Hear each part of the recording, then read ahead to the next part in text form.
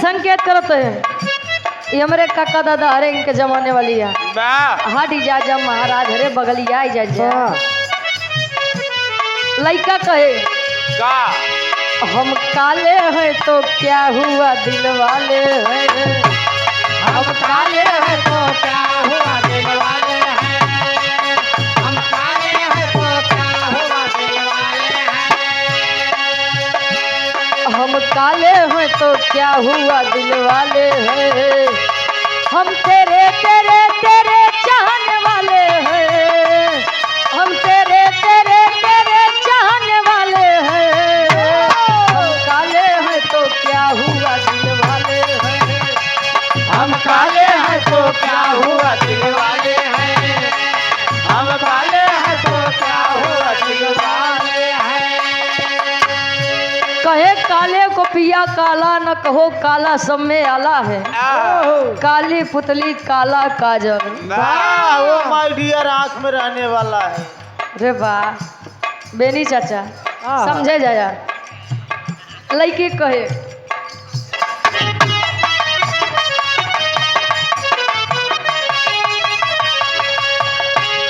You अखियां मिला के अखियों से यू अखियां मिला के अखियों से यूं अखियां मिला के अखियों से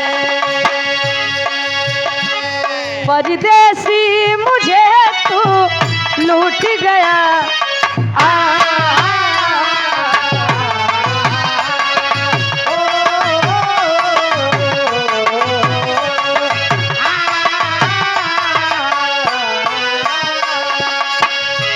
आएगा मजा अब बरसात का।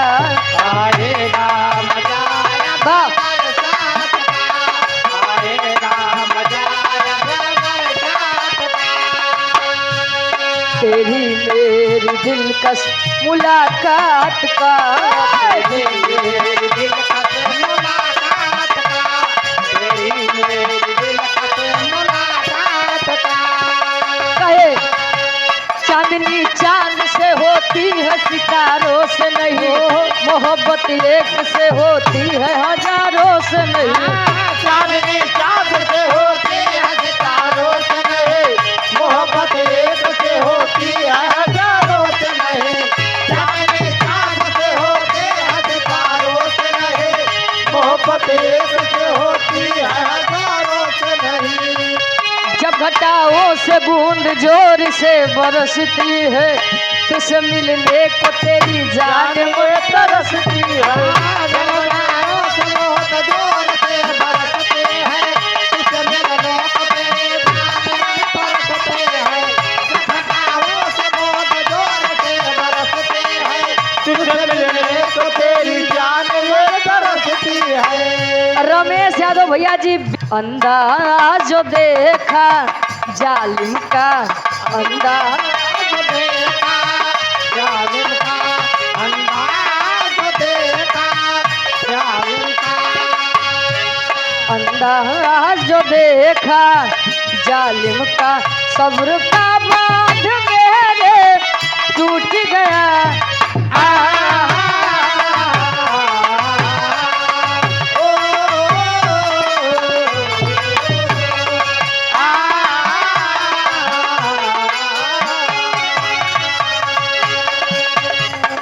तेरे सीने में मेरा दिल धड़के मेरे सीने में तेरा दिल। अलग अलग अब जीना है मुश्किल मरना है आसान। ओ मेरी जान जान ओ मेरी जान ओ मेरी जान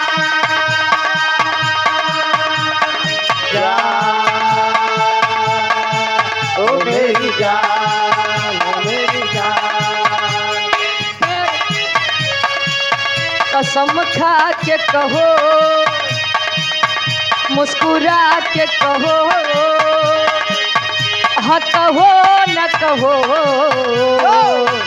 बस कहते रहो तुमको हमसे प्यार है, तुमको हमसे प्यार है,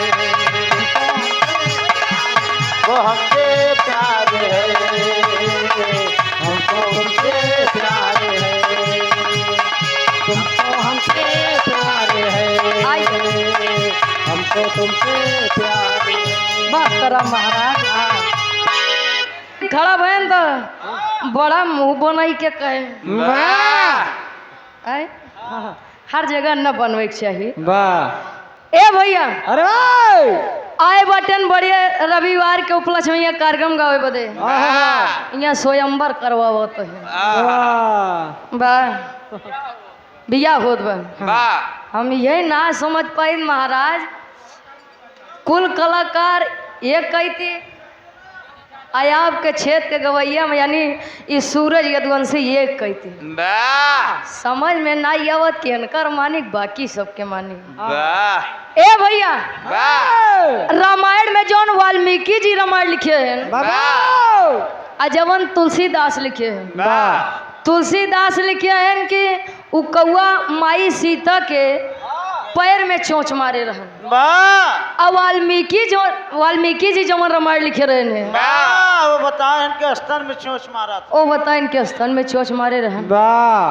महाराज मानई के कई नहीं समझ में आवत न जे लिखे न हो गए रहन देखे और न जे बतावत है न हो गए रहन देखे।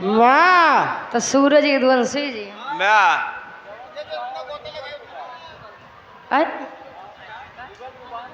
हाँ हो जाए दे छोड़ा हमारे तरफ से एक छोट सा भी रहा आसान और पूर्ण विश्वास बा कहानी शीशा के जैसा साफ हुई गाय दी भैया अब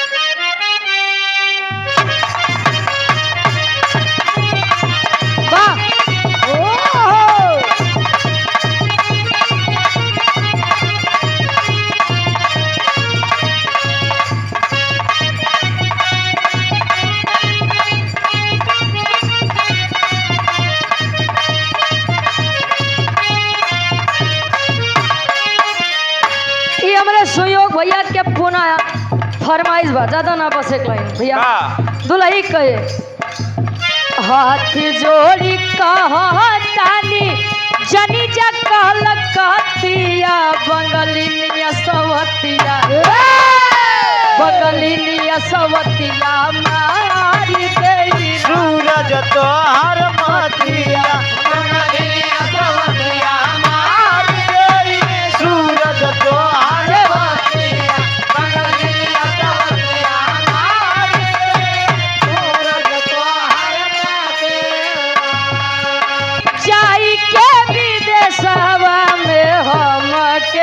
भुलाइबा हमके भुलाइबा हो हमके भुलाइबा हमके भुलाइबा हो हमके भुलाइबा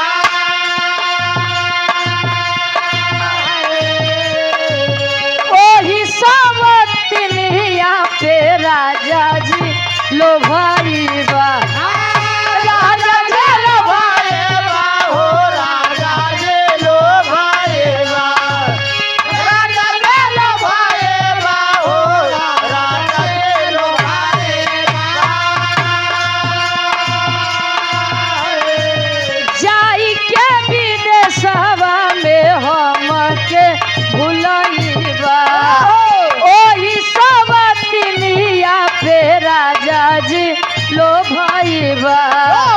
हाथी जोड़ी कहतानी मानी जा तू बतिया बंगलिनिया सवतिया बंगलिनिया सवतिया मारी देई राजा तोहर मतिया बंगलिनिया सवतिया मारी देई राजा तोहर मतिया बंगलिनिया सवतिया काजल नहरी की जी जलेगा सिंधु काजल नहरी की जी जलेगा कोटिलो सूर्य पावक उगल दे।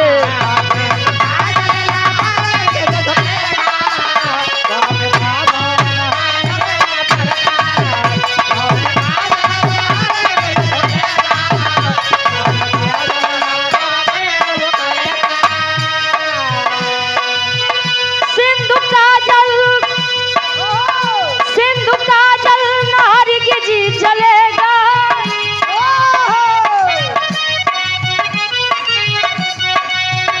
कोटिनो सूर्य पावक की उगल दे। धर्म की हार हर की जी न होगी, धर्म की हार हर की जी न होगी। कोई कितना भी उस पर वो बल दे।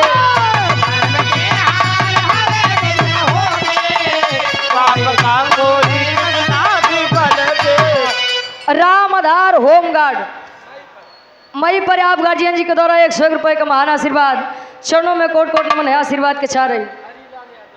हरिलाल यादव जी जगतपुर से 101 रुपए का महान आशीर्वाद। कहा जाता है झूठ की कभी जीत नहीं होती और सत्य की कभी हार नहीं होती। कहे निर्दयी दिल कभी बदल नहीं सकता। अरे पत्थर कभी पिघल नहीं सकता। झूठ सोने सा लग तो सकता है, लेकिन झूठ सोने में बदल नहीं सकता। झूठ कितनो क्लियरिटी से बोलबा, कितनो ओवर कॉन्फिडेंस के साथ बोलबा, लेकिन झूठ झूठ ही बा। हमारे बिरहा के कहानी के शुरुआत यही से बा। कैसे गुरुजी?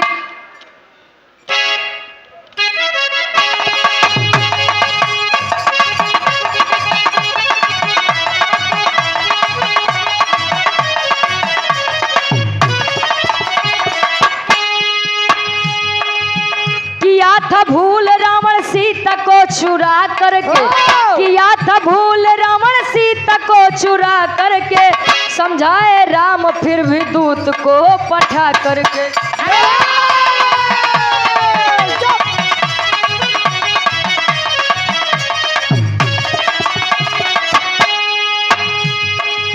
अहे में चूर रावण एक नहीं माना है, अहे में चूर रावण एक नहीं माना है, अंत में राम ने रावण से जंग ठाना है।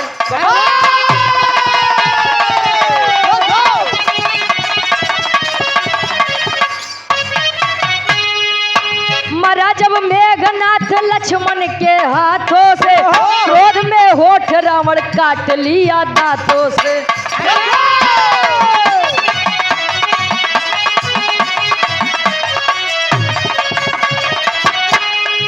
लिए कमान तीर वीर लड़ने आया है, मगर रण क्षेत्र में मौत सही पाया है।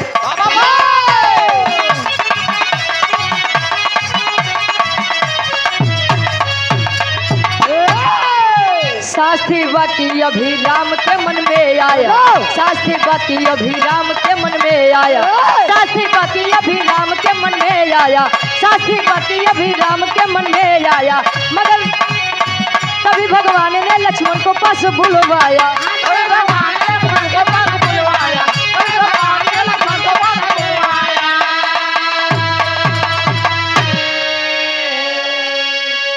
कहानी के समझला आसान और पूर्ण विश्वास बा। कहानी शीशक के जैसा साफ हुई।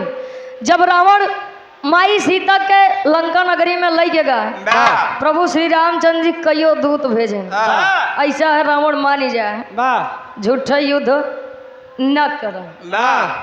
अंगद जी जब गए, अंगद जी ने कहा हमें अपन एक कदम यहाँ रखत ही, अजय हमारी कदम डिगाई दे, तोरे पूरे लंका के बात करते ही। अगर मेरा या पैर आपके लंका नगरी का कोई भी वीर उठा दिया, मैं वचन देता हूँ प्रभु श्री रामचंद्र जी सीता जी को लेने नहीं आएंगे।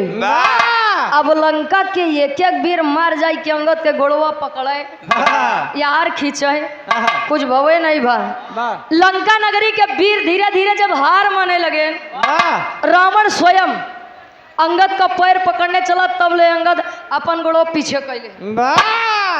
अरे राजन, अगर पैर ही पकड़ना है अरे वाह तो हमार नहीं हमरे प्रभु श्री रामचंद्र जी के पकड़ ला वाह युद्ध न होई और खुशी खुशी माई सीता के लौटाए दे वाह तोहार नगरी बच जाई हमरो लोग का समय हाँ बस खराब न होई हाँ लेकिन रावण एक नहीं माना अपने घमंड के आगे राम जी डेरी हनुमानगंज से आप गार्जियन जी के द्वारा 200 रुपए का महान आशीर्वाद वचन घमंड ऐसा चीज है कि अच्छे अच्छे खत्म हो जाते हैं जानते हैं सब लेकिन मानते नहीं क्या ज्यादा दिन चलबो नहीं लालचंद यादव जी बाबा साहब ज्ञान नर्सिंग होम एंड ज्ञान ढाबा एंड फैमिली रेस्टोरेंट ई बेरगिया नाला जगतपुर प्रयागराज से 100 रुपए का महान आशीर्वाद बैरगिया ई एक लाइन गीत के संकेत बा कैसे रावण जब युद्ध में मौत की सैया पाया है प्रभु श्री रामचंद्र जी के मन में दिमाग में विचार आवत बा बोलावत है अपने छोटे अनुज यानी लक्ष्मण को समझावत है कैसे एक लाइन गीत लगत बा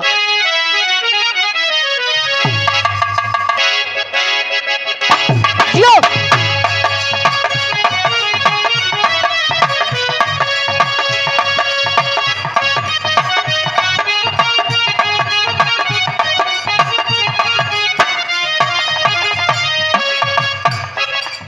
दुल्ही बतावे मन करे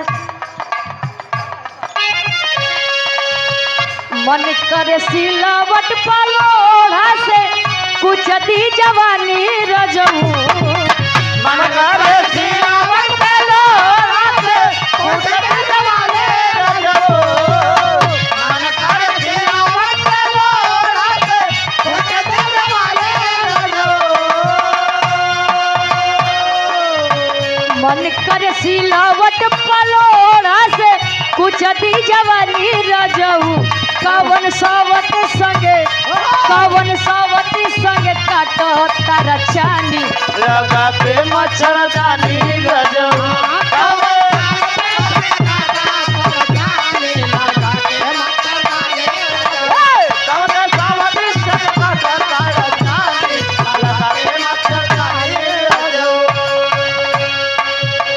और या मुंशी यादव बीडीसी साहब ये सूरज भैया क्या पुरमित गांव बढ़ैया आसेपुर से आपके द्वारा 100 रुपए का महान आशीर्वाद लेकिन रावण जब मरा है तो स्वयं प्रभु श्री रामचंद्र जी लक्ष्मण जी से कहा था क्या कहे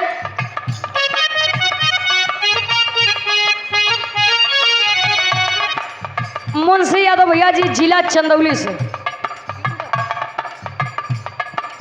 अब भैया जी के द्वारा सुंदर पुष्प पंखुड़ियों में गुथा हुआ हार 100 रुपए का महान आशीर्वाद राम जी समझाते हैं कैसे लक्ष्मण से कहे समझाई तू बात रघुराई ये भाई लक्ष्मण से कहे समझाई तू बात रघुराई ये भाई लक्ष्मण से कहे समझाई तू बात रघुराई ये भाई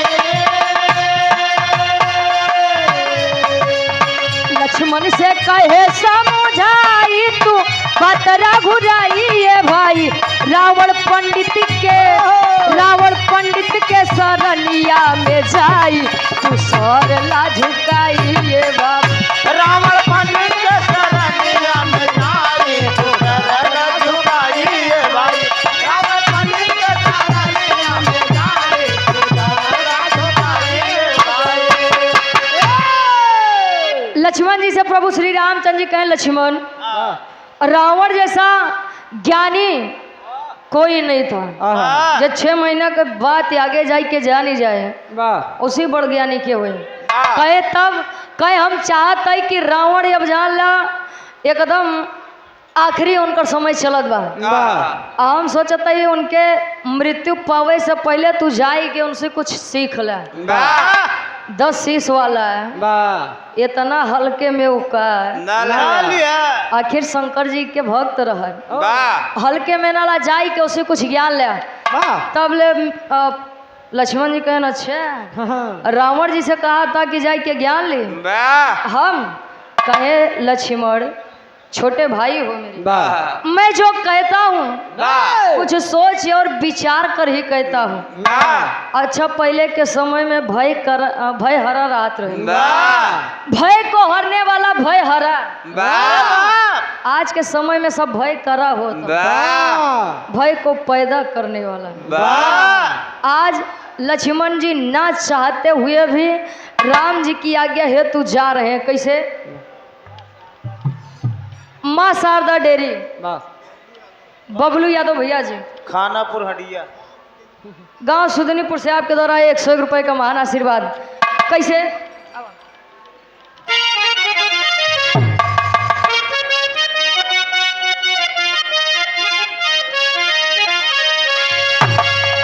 कर्ज से बढ़िया कवि जी फर्ज में लिखे। अरे कैसे? लक्ष्मण जी कहा थे प्रभु श्री रामचंद्र जी से,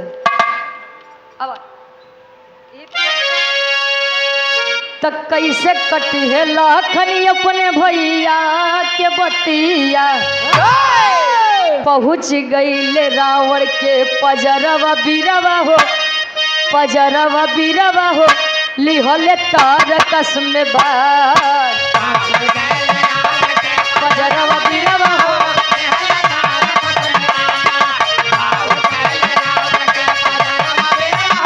लिहले तार कसम बार। लक्ष्मण जी आज प्रभु श्री रामचंद्र जी के बात मान के गए, तीर कमान ले। अच्छा, जाई के मन आई बा, बतावा अपने दुश्मन लगे जाई, हम उसी ज्ञान ले वो दे। अयम मैं नहीं जाऊंगा, लेकिन आज राम जी की आज्ञा है तो गए। तो जहाँ रावण जी लेटा है, मृत्यु को सैया को जब पाया है रावण, रावण जब लेटा बा तो जाई के सिरहाने खड़ा हो गए। कैसे?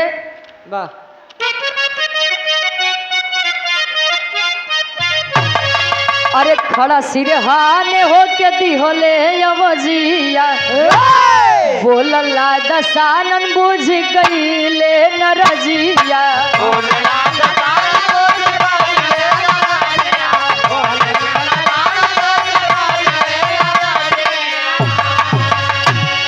राम पास अइले, राम पास अइले, करत बिचरवा बीरवा हो, बिचरवा बीरवा हो, लिहले तार कसम बार।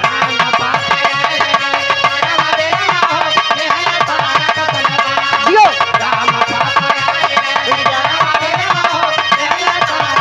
वाह भैया, गया सिरहाने आवाज दिया है रावण, आया रावण। अब रावण लेटा बा, उठबे न भा, आयन कहाँ देखत रहा, कहा जा रावण से ज्ञान लेके आवा। कहे तब कहने रे ज्ञान काली, रावण तो मर चुका बा। कहे अच्छा हम समझ गए तुहार बात। राम जी समझा रहे हैं कि लक्ष्मण मेरे भाई, यदि किसी से कुछ मांगा जाता है तो विनती करके मांगा जाता है।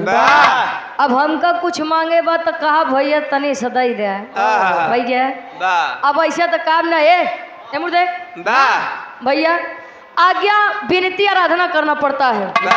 राम जी पुनः भेजते हैं लक्ष्मण, अभी रावण मृत्यु को नहीं पाया है, विनती करिए, पास जाके बैठिए और उनसे ज्ञान की बातें सीखिए। जब इतनी बतिया जब सुने तब रावण के लगे गए बैठे। रावण जी मैं आना तो नहीं चाहता, ध्यान देंगे, मैं आना तो नहीं चाहता था, लेकिन मेरे भाई ने मुझको जबरदस्ती यहाँ भेजा है। अब बताई दे जोन ज्ञान भरी बात तो कैसा जन ही चाहता। सुनो बताओ तो ही, तेरी के भाव में कवि जी लिखत है।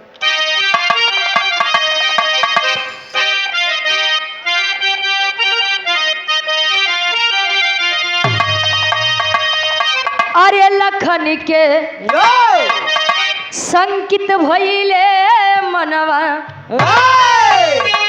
अरे लखन के संकित भइले,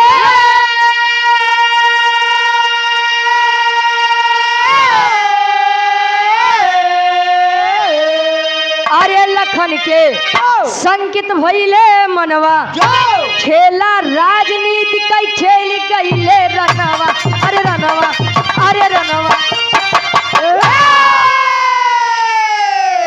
लखन के संकित भइले मनवा, तो खेला राजनीति कई खेली गईले रनवा। कहे जानना चाहते हो, ज्ञान भरी बातें मुझसे जानना चाहते हो? सुनो मैं बताता हूँ, तुम्हारा भाई गद्दार है। अरे मेरे भाई को गद्दार कहोगे? कहे अरे बस झूठा ही राम राम ऐसे चिल्लात रहा। तुम्हारे भाई से ज्यादा छली तो मैंने पूरे युद्ध में किसी को नहीं देखा। कहे बदे राम जी यादव जी सीआरपीएफ कैम, आप ही हमारे सूरज भैया के, अच्छा सीआरपीएफ के आप जवान हैं। सूरज भैया के आप परम मित्र है ना। आपके द्वारा 100 रुपये का महान आशीर्वाद। और ये आप आदरणीय परम सम्मानित बबलू यादव डेयरी हंडिया गांव सुदनीपुर कला से आपके द्वारा 100 रुपये का महान आशीर्वाद। कहे क्यों? कहे कि उसने मेरे भाई को अपनी तरफ करके मेरा भेद जान करके मुझे मृत्यु की सैया पर ला दिया। अच्छा ठीक है, मैं मानता हूँ कि मैं तो बाहर का था। अरे मैं तो बाहर का था, लेकिन तुम तो उसके अपने थे। कहे मतलब? कहे न रे जेकर तू रखवाली करत रहे वो नकली सीता रहे।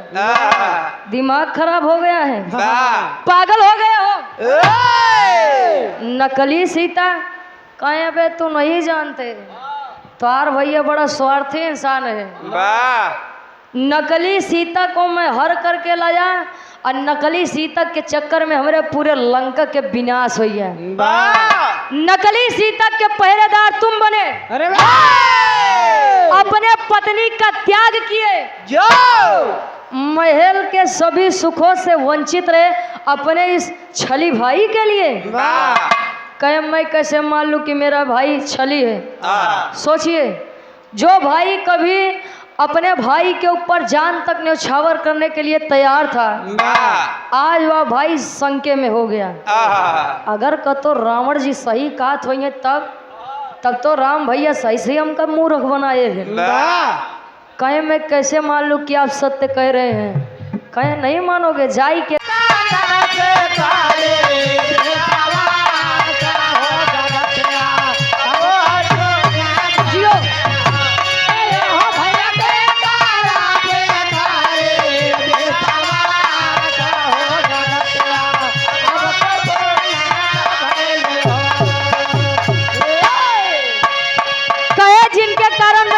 पत्नी को छोड़ दिया, अपना राजपाट छोड़ दिया, उन्हीं ने मेरे साथ इतना बड़ा विश्वासघात किया। क्यों? सोचता बिचारा रावण के लगे से राम जी लगे होते हैं। कैसे?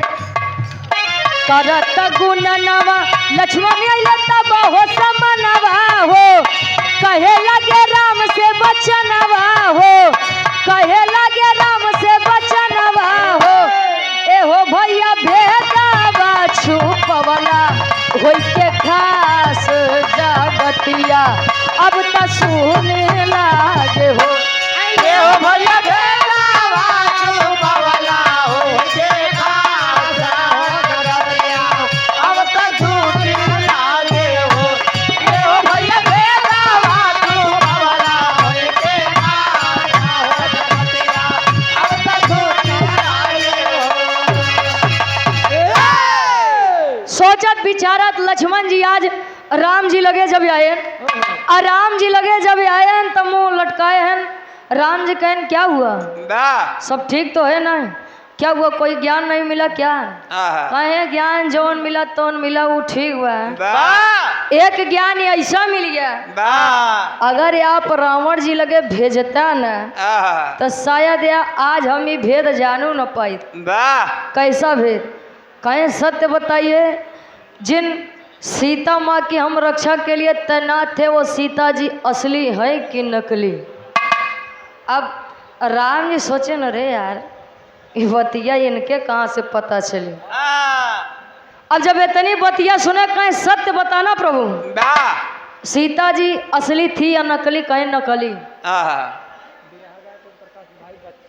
बिरहा गायक आप ओम प्रकाश यादव जी क्या भाई बच्चा यादव आप भैया जी के द्वारा 51 रुपए का महान आशीर्वाद सिकंदरा की पावन धरती से कहें मतलब कि स्वयंवर में जबरदस्ती अपने साथ लेके लगा। उस समय भरी सभा में आपको पराजित करके जब वो गया था, भरी सभा में आप अपमानित होने के बाद आपने कहा था कि मैं इसे छोड़ूंगा नहीं, और मेघनाथ को यह वरदान था कि उसको वही पुरुष मान सकेगा जो नीत का परित्याग करके किया हो, अपने मेहरानों से त्याग की हो। भैया सामाजिक सुख सुविधा से दूर रहा हो, मेघनाथ को वही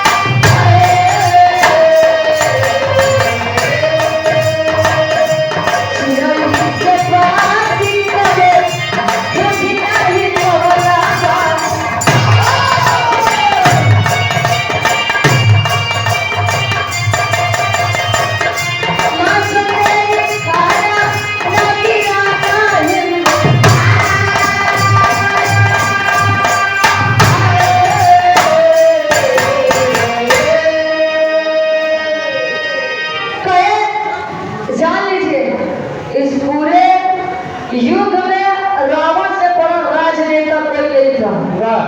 अभी आप अपने ऊपर ले लीजिए, नहीं का कहीं कल को आप मेरे लिए अपनी जान देगा उसे समझते थे, लेकिन रावण ने आपको ऐसा भरमाया, ऐसा राजनीति खेले या के तो हम से मार है तुपाए सकी कहे तब कहे रावण पक्षी से बात कर रहा था, रावण को पता था कि मैं मरूंगा। अच्छा राम जी युद्ध इसलिए जीते क्योंकि राम जी के भाई उनके साथ खड़े और रावण युद्ध इसलिए हारे क्योंकि रावण के भाई विभीषण जी राम जी के साथ खड़े। भाई हो तो सच कहो तो कुंभकर्ण जैसा हो, जानता था कि मेरा भाई गलत है, अन्याय के पथ पर है, लेकिन अपने भाई के साथ नहीं छोड़ा। अगर विभीषण जाएंगे वो भेद न बदल कर महाराज कोई नाभि में मारे का राम जी मार ले उनका राम भैया घर का भेद ही लंका ढाई कहे वो पक्षी से बात करा था, बोला था मेरी मांस खाना तो हिंदुस्तान की धरती पर मत गिराना कहीं क्यों, क्योंकि हिंदुस्तान की धरती पर राम के तो पूजा हुई, लेकिन नारियों की इज्जत सरेआम लूटी जाएगी। और कहूँ लोग हमका दोष न दे कोई अपना चक्कर में कुछ हो। रावण सीता जी को लेकर गया था तो सुरक्षित रखा था, आज कब तेरे साथ क्या हो जाएगी कुछ यंता पता नहीं का खड़ी भावे कभी नहीं करता।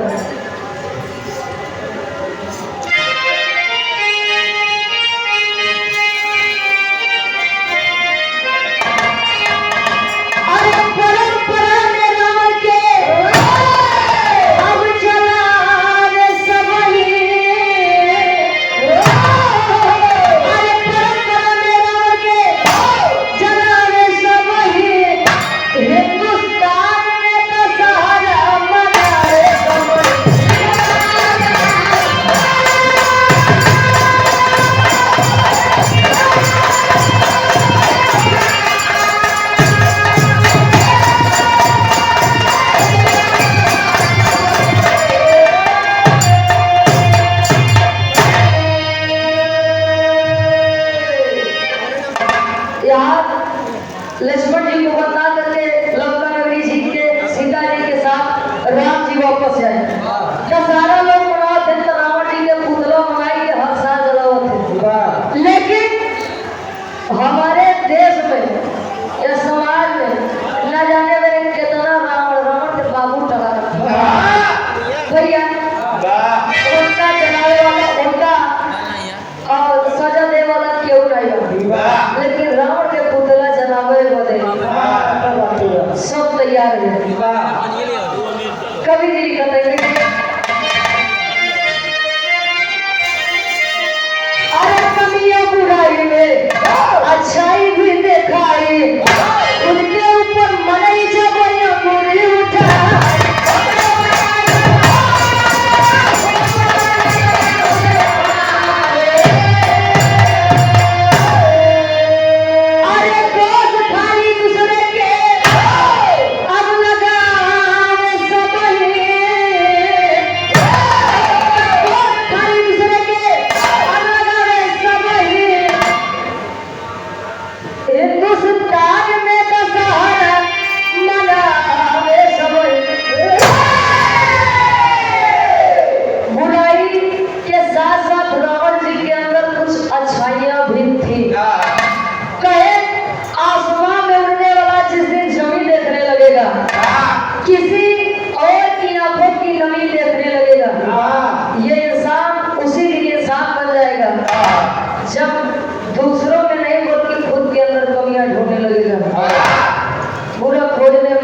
बुरा ना मिलिया कोई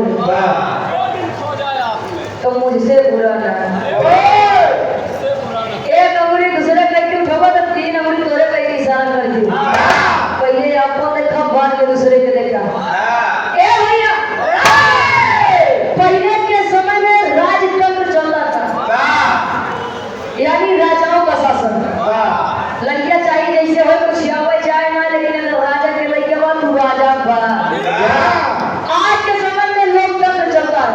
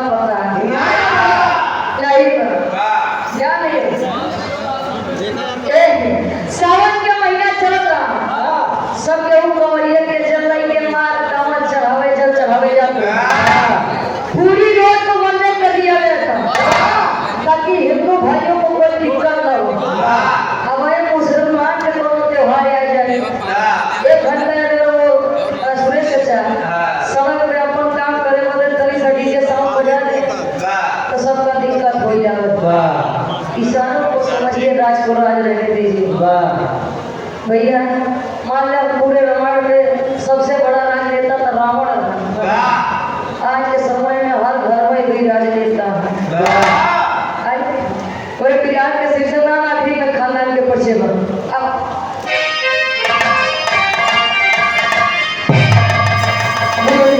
गणेश जी